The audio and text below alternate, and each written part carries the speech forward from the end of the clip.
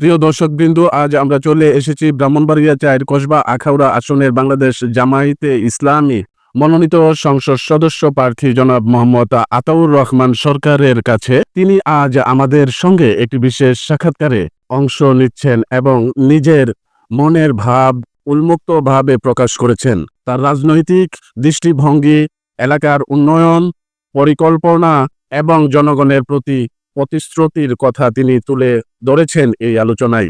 আপনারা এক্ষুনি শুনতে পাবেন তার সরাসরি বক্তব্য। দর্শক, সত্যনিষ্ঠ সংবাদ পরিবেশনের আপনাদের পাশে থাকার আগামী অঙ্গীকার নিয়ে আমরা সবসময় কাজ করে যাচ্ছি। দয়া করে আমাদের ফেসবুক পেজ ফলো করুন এবং ইউটিউব চ্যানেলটি সাবস্ক্রাইব করুন, যাতে আপনারা পান সত্য, নিরপেক্ষ এবং সর্বশেষ সংবাদ সবার আগে। আমি শাহিন খান রাহুল, সঙ্গেই থাকুন আলো টিভি নিউজ 24 এর পরবর্তী আয়োজনেও। সম্মানিত কসবা আখাউড়াবাসী, আসসালামু আলাইকুম রহমতুল্লাহ। আমি আতাউর রহমান সরকার, বাংলাদেশ জামায়াত ইসলামের পক্ষ থেকে কসবা আখাউড়ার জন্য ত্রয়োদশ জাতীয় সংসদ নির্বাচনে মনোনীত সংসদ হিসাবে আমাকে সংগঠনের পক্ষ থেকে মনোনয়ন দেওয়া হয়েছে। আমরা কসবা আখাউড়ার প্রত্যেকটা নাচে কানাচে মানুষের কাছে আমরা যাওয়ার চেষ্টা করছি। ইসলামী ছাত্র শিবিরের সাথে আমি সম্পৃক্ত ছিলাম। ইসলামী ছাত্র শিবির কসবা উপজেলার সভাপতি থেকে শুরু করে ব্রাহ্মণবাড়িয়া জেলা সভাপতি, কুমিল্লা মহানগরী সভাপতি, সর্বশেষ ইসলামী ছাত্র শিবিরের সেন্ট্রাল অফিস এবং প্রচার সেক্রেটারি দায়িত্ব পালন করেছি। এখন জামাত ইসলামীর পাবলিসিটি সেক্রেটারি হিসাবে মহানগরী উত্তরে কাজ করছি। তো কর্মজীবনে আমি একজন সাংবাদিক এবং প্রকাশক এবং ছোটখাটো সেখানে প্রতিষ্ঠানের সাথে আমি জড়িত এবং সামাজিক বিভিন্ন সংগঠনের সাথে আমি সম্পৃক্ত। জাতীয় একটি দৈনিকের আমি বার্তা সম্পাদক হিসেবে কর্মরত এবং একটি কর্মরত আছি। আগে আমি এশিয়ান ইউনিভার্সিটি এবং ইউনিভার্সিটি অফ কুমিল্লার পাবলিক হিসেবে দায়িত্ব পালন করেছি। আমার মরহুম পিতা আব্দুল মান্নান মেম্বার 1993 সালের 12ই সেপ্টেম্বর, মানে আগামীকালকের দিন, এই দিনে মূলত ইন্তেকাল করেন। তিনি দীর্ঘ সময় এলাকার জনমানুষের খেদমত করেছেন। তিনি ইউনিয়ন পরিষদ কসবা সদর ইউনিয়ন যেটা ছিল অবিভক্ত ইউনিয়নের তিনি মেম্বার ছিলেন এবং সর্বশেষ তিনি লাঙ্গল প্রতীকে যখন চেয়ারম্যান নির্বাচন করেন, নির্বাচনের একটি সেন্টার কসবা সরকারি বালক উচ্চ বিদ্যালয়ের সেন্টারে সেখানে ওনার বিরোধী পক্ষ সেখানে ওনার একটি ব্যালট বাক্স সেখানে পানিতে ফেলে দেয়, ওই নির্বাচনটা স্থগিত হয়ে যায়। এরপরে তো উনি ইন্তেকাল করেন। তো আমরা আল্লাহ রাব্বুল আলামিনের কাছে, যেহেতু আগামীকালকে আমার আব্বার মৃত্যু বার্ষিকী, আমরা আল্লাহর কাছে দোয়া করছি আল্লাহ রাব্বুল আলামিন তাকে যাতে অতীতের গুনাহ খাতা ক্ষমা করবে, তাকে জান্নাতের সর্বোচ্চ আসনে আসীন করে আল্লাহর কাছে দোয়া করছি। এবং আমি কসবা আখাউড়াবাসীর কাছে তার জন্য দোয়া চাই, আল্লাহ রাব্বুল আলামিন যাতে তাকে ক্ষমা করে দেন এবং একজন তার প্রিয় গোলাম হিসেবে তিনি কবুল করেন। আপনারা আমার সম্মানিত পিতার জন্য আপনারা সাথে দোয়া করেন।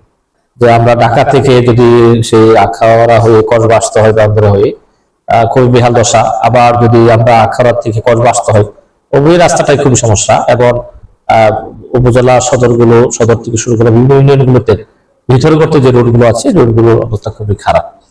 তো দীর্ঘ সময় 15.5 বছর যে সরকার ক্ষমতা ছিল, আওয়ামী ফেসিবাদ সরকার, এই সরকারের আমলে আসলে উন্নয়নের যেটা টেকসই উন্নয়ন বলতে যা বোঝায় সেটা ছিল না। এবং মানুষের সমস্যা সমাধানের ভূমিকা যেভাবে রাখা করেছেন তারা সেভাবে রাখে নাই। দীর্ঘ সময়ে বঞ্চিত এই কসবা আখাউড়া জনপদের মানুষ।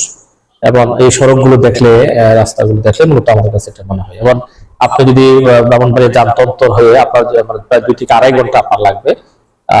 এরপরে আপনি যদি আখাউড়া থেকে যে রাস্তাটা কর্মসদর পর্যন্ত আছে, সরকারি বালক উচ্চ বিদ্যালয় পর্যন্ত, সেই রাস্তাটা খুবই খারাপ।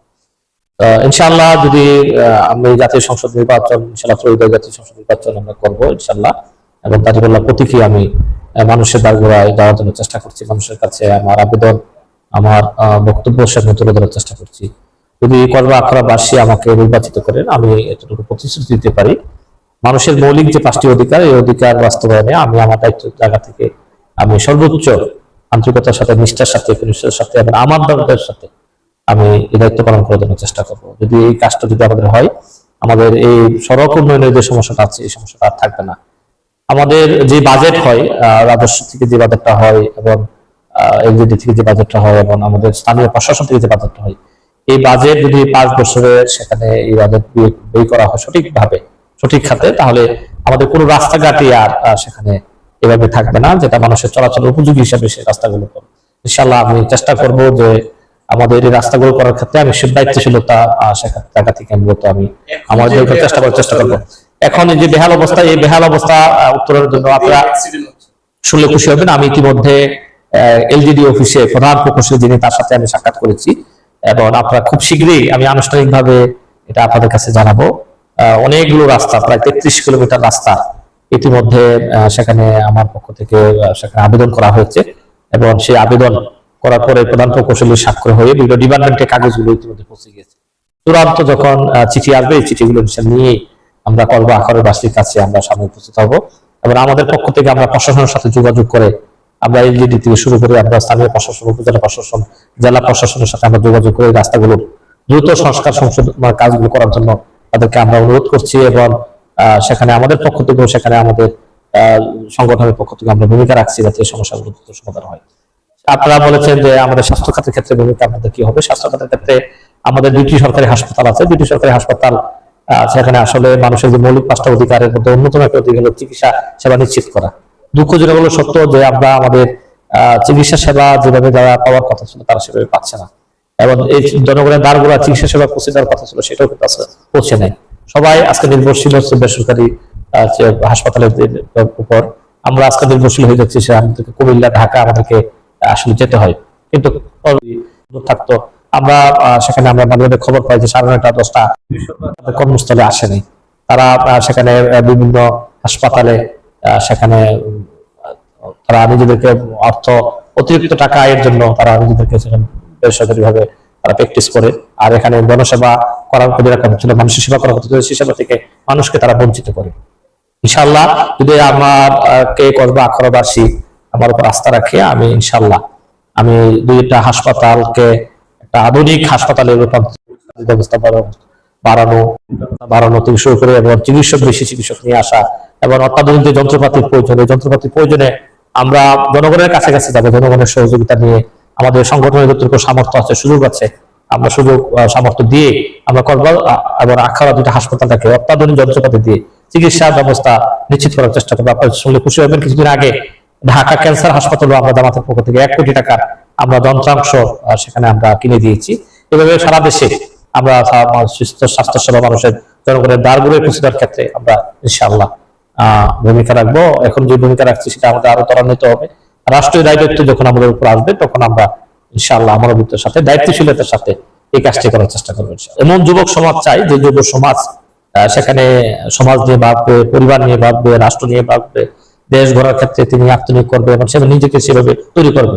তো দুঃখজনক হলো সত্য, এই কসবা আখাউড়া আজকে মাদকের যে সয়লাভ, এই মাদকের সয়লাভটা প্রথমে আমি কারণ নির্ণয় করার চেষ্টা করবো। ইতিমধ্যে এই কথাটা সব জায়গায় আছে যে এই মাদকের সাথে, মাদকের পিছনে আসলে কারা জড়িত। আজকে বিগত 15.5 বছর যারা দায়ী দায়িত্ব ছিল, জোর করে ক্ষমতা ছিল, তারা এটার সাথে জড়িত ছিল। আবার এখন এই কথাটা বললে খুব অত্যুক্তি হবে না, এটার সাথে বর্তমানে একটা রাজনৈতিক দলের শীর্ষস্থানীয় অনেক নেতারা এটার সাথে জড়িত। তারা জড়িত, তাদের সাথে কিছু প্রশাসনের লোকেরা আছে বলে আমরা বিভিন্নভাবে শুনতে পাই। তো এই কারণে আজকে মাদকের এটা আসলে বন্ধ হচ্ছে না। আমি যদি দায়িত্ব পাই এবং দায়িত্ব গ্রহণ জনগণ আমাদেরকে সেই দায়িত্ব দেন, আমরা প্রথমেই কসবাকে 1 নম্বর যেটা করবো, আমরা কসবাকে চাঁদাবাজ মুক্ত করবো, মাদক মুক্ত করবো। আমরা সেখানে কসবা যেভাবে ছাত্র সমাজের, তরুণ সমাজের একটা বিরাট অংশ কিশোর গ্যাংয়ের সাথে আসলে জড়িত, এটাতে মূলত এগুলো থেকে কিশোরদেরকে, ছাত্রদেরকে সেখানে পড়ালেখা টেবিলে নিয়ে যাওয়া, শিক্ষা প্রতিষ্ঠানের দিকে তাদেরকে নিয়ে যাওয়া, লেখাপড়ার একটা সুষ্ঠু পরিবেশ তৈরি করা, শিক্ষা প্রতিষ্ঠানগুলোকে আধুনিকরণ করা, শিক্ষকদেরকে প্রশিক্ষণের ব্যবস্থা করা, তাদেরকে নৈতিক শিক্ষা দেওয়া, ছাত্রদেরকে নৈতিক শিক্ষা দেওয়া এবং মাদকের ব্যাপারে আমাদের অভিভাবক যারা আছে, জনগণ যারা আছে তাদেরকে সেখানে সচেতন করা, তাদেরকে উদ্বুদ্ধ করা, সন্তানদের সেখানে তাদের সন্তানদেরকে যাতে তারা ওইভাবে সেখানে দেখাশোনা করেন, তাদেরকে গড়ে তোলেন এবং ছাত্র সমাজ যাতে মাদক মুক্ত একটি সমাজ বা ওই পরিবেশটা তৈরি করা আমার অন্যতম দায়িত্ব থাকবে। এবং আমি প্রতিশ্রুতি দিচ্ছি আমার প্রথম কাজ হবে এবং এটা আমার স্পষ্ট কথা হলো যে প্রথম আমাদের যুদ্ধ হবে মাদক আগে আমরা বন্ধ করবো, চাঁদাবাজ আমরা বন্ধ করবো, আমরা সন্ত্রাস বন্ধ করবো, আমরা দখলবাজ বন্ধ করবো এবং মানুষের মৌলিক অধিকার যেটা এটা নিশ্চিত করবো। এটাই আমার কাজ থাকবে এবং এই কাজটাই করার জন্য মূলত জনগণ সেখানে সংসদ সদস্য নির্বাচিত করেন।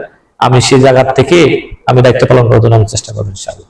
13শ যে জাতীয় সংসদ নির্বাচন হবে, এই নির্বাচনে আমি কসবা আখাউড়ার সকল মানুষের কাছে আমি সবিনয় অনুরোধ জানাবো। আজকে মাদক থেকে শুরু করে, চাঁদাবাজ থেকে শুরু করে আমাদের এক সময়ে আমাদের এই কসবা আখাউড়াটা ছিল শিক্ষার একটা প্রাণভূমি এবং কেন্দ্রভূমি ছিল। এটা আজকে আস্তে আস্তে সেটা লোপ হয়ে যাচ্ছে। তরুণ সমাজের একটা বড় অংশ মাদকের সাথে সম্পৃক্ত হয়ে যাচ্ছে। অনেক আমাদের ভালো মানুষ আছে, বিদ্যুৎসহী ব্যক্তি আছে, তাদের হাতে আমরা শিক্ষা প্রতিষ্ঠানগুলোকে তুলে দেবো। পরিবেশ আমরা নিশ্চিত করবো এবং যারা গরিবরা আছে তারা ভালো এখানে উচ্চশিক্ষা করার ক্ষেত্রে সহযোগিতা করা, শিক্ষা প্রতিষ্ঠানগুলো সহযোগিতা করা, এই কাজগুলো সেখানে আমরা করার চেষ্টা করবো। শিক্ষা বান্ধব অনেক কর্মসূচি আমাদের আছে যেগুলো দিয়ে ছাত্ররা তরুণরা সেখানে উৎসাহিত হবে। আমরা ক্লাস 8 পর্যন্ত আমরা তাদেরকে 8 পর্যন্ত তাদেরকে উৎসাহিত করবো। যারা এসএসসি পরীক্ষা দেবে তাদেরকে আমরা সেভাবে গড়ে তুলবো। যারা এসএসসি পরীক্ষা দেবে, এসএসসি এবং এসএসসি দুটার মধ্যে দিয়ে মূলত একটা বিশ্ববিদ্যালয়ে পড়বে, সে মেডিকেলে পড়বে না বুয়েটে পড়বে, কোথায় পড়বে এটা নির্ণয় হয়। এই জায়গাটা যদি একটু যত্ন নেওয়া যায়, আমাদের এই সন্তানদেরকে ফুলকড়ি ফুলের মেলা যারা তরুণরা আছে, এই যত্নের যে কাজটি করা দরকার, এটার জন্য একটা পরিবেশ আসলে দরকার। এই পরিবেশটা অভিভাবক, শিক্ষক, রাজনীতিবিদ, সমাজকে নিয়ে যারা ভাবনা করে, এই সবার একটা সম্মিলিত প্রয়াস দরকার। আমরা এটা নিশ্চিত করার চেষ্টা করবো। আমরা সবাইকে নিয়ে বসবো, সবার সাথে আমরা পরামর্শ করবো, আমরা মত বিনিময় করবো। আমরা শিক্ষা বান্ধব একটা পরিবেশ আগে নিশ্চিত করবো, এরপরে আমরা তরুণদেরকে আহ্বান করবো তারা যাতে শিক্ষা প্রতিষ্ঠানে ফিরে আসে, লেখাপড়াতে ফিরে আসে। এই জন্য আমরা কসবা আখাউড়াতে স্টেডিয়াম, 2টা স্টেডিয়াম করা, প্রত্যেকটা শিক্ষা প্রতিষ্ঠানে যাতে অবশ্যই খেলার মাঠ থাকে, শিক্ষা বান্ধব পরিবেশ আমরা একটা তৈরি করার চেষ্টা করবো। খেলা বা সাংস্কৃতিক কার্যক্রমগুলো আমরা সেখানে দূরে সরে আমরা চালানোর চেষ্টা করবো।